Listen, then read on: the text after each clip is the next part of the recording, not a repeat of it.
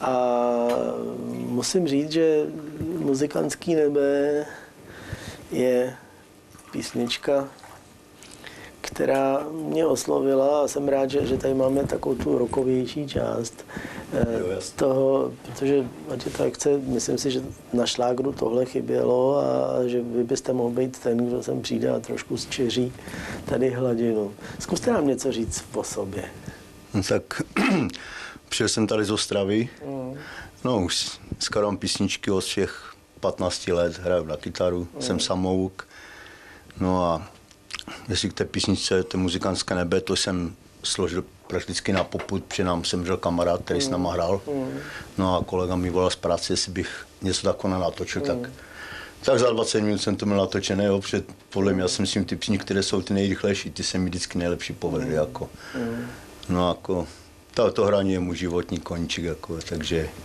No máme tady přátelé velkého autora a hlavně myslím si, že moc stojím o to, aby vás naši diváci přijali a aby to tady začalo na šlágru. Ten váš šlágr život, aby tady s námi byl, protože si myslím, že je to prostě pěkný. To jsem rád, že se vám to líbí. Určitě se mi to líbí a to možná byste se mohl teda ještě představit divákům. Přesně, vy máte nějakou přezdívku. No tak jmenuji se Zdeněk Furmančík, přezdívku mám Mendoš, kterou mi dali přátelé, když si přes lety v práci. Protože jsem si pořád pískal Mendocino, tu písničku a z toho mi to jako vzniklo. Takže Mendoš je super, jako když je to z Mendocino, já jsem si říkal, co to je, kde co to zpíval, myslím, v Gruň nebo někdo na Slovensku. No jasně. No, já jsem to pořád jsem si to pískal a až mi to začal mě volat Mendoš a tak se to chytlo, ta přezdívka a od té doby mi to říkají už. Takže to my si vás 40 let. Trošku zdržíme, až přijede Dušan, tak mu to řekneme. On tu dneska bude Dušan Gruň, takže tím pádem jenom, že to byl zajímavý příběh. Dobře, zkuste ještě něco malinko o sobě, to znamená, co děláte normálně, skoro písničky, prosím? Co děláte normálně povoláním? Teď už jsem, dožil jsem se do chodu, no, víte, že, no a já jako skladám písničky většinu z ostravského regionu, protože tam jsem se narodil, takže ti posluchači, když neslyším takovou písničku, jak třeba Muzikantské nebe, tak jim to moc neříká, protože já zpívám o Ostravě, jo, víte, jak Šachty, Doly, tak tam to je všechno z toho regionu, které ty písničky znají ti lidé, kteří v tom regionu jako bydlí, že? No a jinak jako tak moje největší populární písnička byla, já jsem složil písničku Jede mašinka, to jsem složil já. Fakt? Ano, to jsem složil na vojně.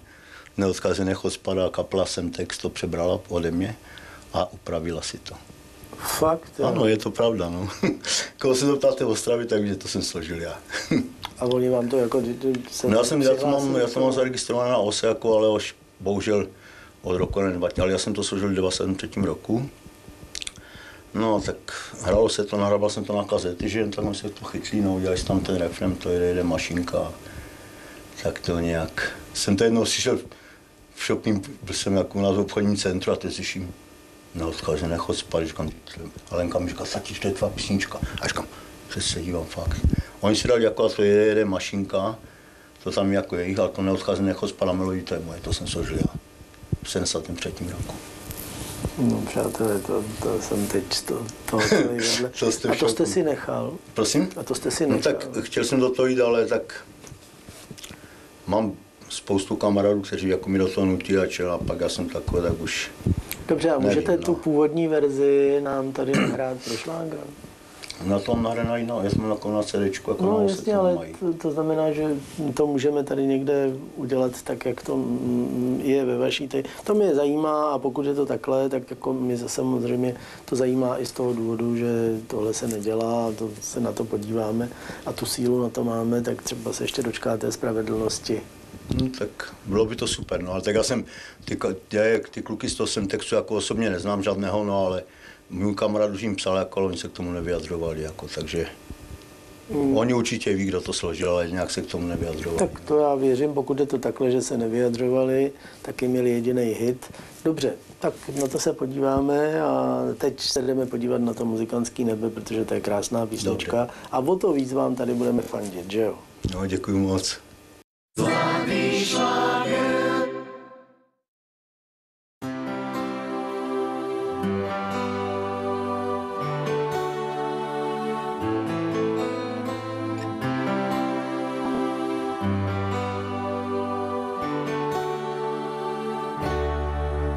Věříš muzikantské nebe, kde jednou Pán Bůh zavolá i tebe, až budem jednou všichni vedle sebe zpívat a hrát.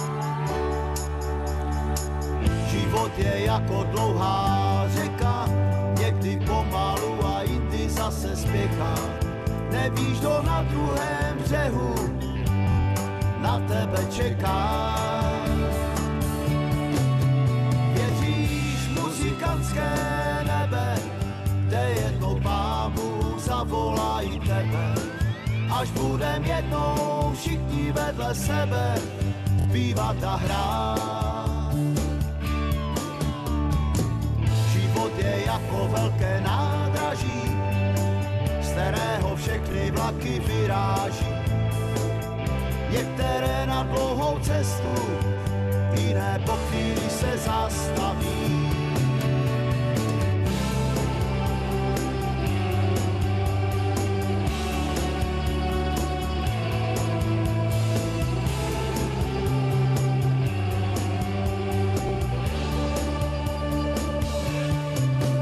Věříš muzikantské nebe, kde jednou Pán Bůh zavolá i tebe, až budem jednou všichni vedle sebe zpívat a hrát. Život je jako dlouhá cesta, která skončí, až probudíš se ze sna, a na ní plno kámošů, které jsi znal. Věříš muzikantské nebe, kde jednou Pán Bůh zavolá i tebe, až budem jednou všichni vedle sebe zpívat a hrát. Život je jako muzikantské nebe, kde jednou Pán Bůh zavolá i tebe, až budem jednou všichni vedle sebe zpívat a hrát. Věříš muzikantské nebe, kde jednou Pán Bůh zavolá i tebe, až budem jednou všichni vedle sebe zpívat a hrát. Život je jako muzikantské nebe, kde jednou Pán Bůh zavolá i tebe, až budem jednou všichni vedle sebe